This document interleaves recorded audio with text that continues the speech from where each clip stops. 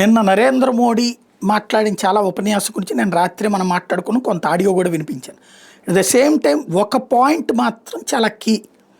ఇంతవరకు పీఓకేని స్వాధీనం చేసుకుంటాము అనేటటువంటిది రాజ్నాథ్ సింగ్ లాంటి వాళ్ళు మాట్లాడారు తప్ప నరేంద్ర మోడీ నోట్లో నుంచి రాలేదు. ఆయన నోట్లో నుంచి వచ్చిందంటే యాక్షన్ స్టార్ట్ అయిపోతుంది. ఇది క్లియర్ పాయింట్. నిన్న ఆయన సుదీర్ఘంగా ఉపన్యాసం ఇస్తూ పాకిస్తాన్ని మీరు నమ్ముతున్నారు, భారత సైన్యాన్ని నమ్మట్లేదు, మీ హయాంలో జరిగినటువంటి తప్పుల వల్లనే ఇవాళ ఇదంతా పెరిగింది, అయినా మేము సరిచేస్తూ ఉన్నాము. At the same time PoK ఎందుకు స్వాధీనం చేసుకోలేదంటున్నారు.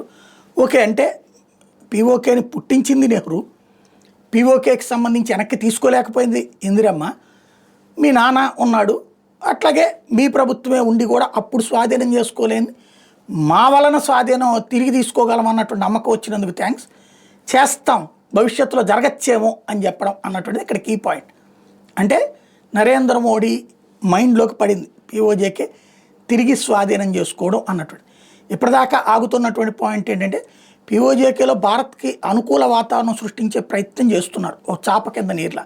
ఎలాగా కాశ్మీర్లో అద్భుతమైనటువంటి సంక్షేమం చేస్తూ, మౌలిక వసతులు కల్పిస్తూ, టూరిజం డెవలప్ చేస్తూ, ఇండస్ట్రీస్ బిజినెస్లు డెవలప్ చేస్తూ, తద్వారా అక్కడే ఉద్యోగ ఉపాధి అవకాశాలు పెరిగేలా చేసి, అది చూసి కుళ్ళుకుంటూ పీఓజేకేలో ఉన్నటువంటి వాళ్ళేమో కూలి పనులకి లేకపోతే సాయం కిందన ఇచ్చేటటువంటి డబ్బులతో బ్రతకాల్సిన పరిస్థితులలో ఇక్కడ వాళ్ళకి ఉన్నటువంటి బంధువులందరూ సుఖంగా బ్రతుకుతూ ఉంటాం, అక్కడ బాధపడుతున్నటువంటిది వాళ్ళు చివరికి అక్కడ పాకిస్తాన్ ప్రభుత్వానికి వ్యతిరేకంగా ఉద్యమాలు కూడా చేస్తూ ఉన్నటువంటి సందర్భం చూసాం. అది పెరిగి పెరిగి వాళ్ళంతట వాళ్ళే భారత్లో కలుస్తాం అన్న ఫీలింగ్ వచ్చినప్పుడు అప్పుడు భారత్ స్వాధీనం చేసుకుంటే ఇబ్బంది ఉండదు. అలా కాకుండా అక్కడ మతపెచ్చతో రగిలిపోతూ తాము పాకిస్తాన్ వాళ్ళమే అని ఫీల్ అయితే ఇప్పుడు బంగ్లాదేశ్ తరహానే అవుతుంది.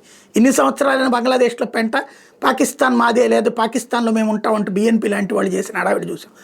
అందువల్ల చివరికి బంగ్లాదేశ్ ఏర్పాటు స్ఫూర్తి దెబ్బతిని తీవ్రవాదుల చేతిలోకి ఇప్పుడు, లేదా అమెరికా పపెట్ గాడి చేతిలోకి వెళ్ళినటువంటి పరిస్థితి, తీవ్రవాదులు డామినేట్ చేస్తున్న పరిస్థితి, అది పాకిస్తానీ తీవ్రవాదుల చేతిలోకి వెళ్ళిపోయింది.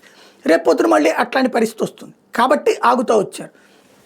అయితే ఇప్పుడు రాహుల్ గాంధీ వ్యాఖ్యలు ఈ నేపథ్యంలో రాబోయేటటువంటి రోజుల్లో ఏమైనా జరుగుతుందని చూడాలి.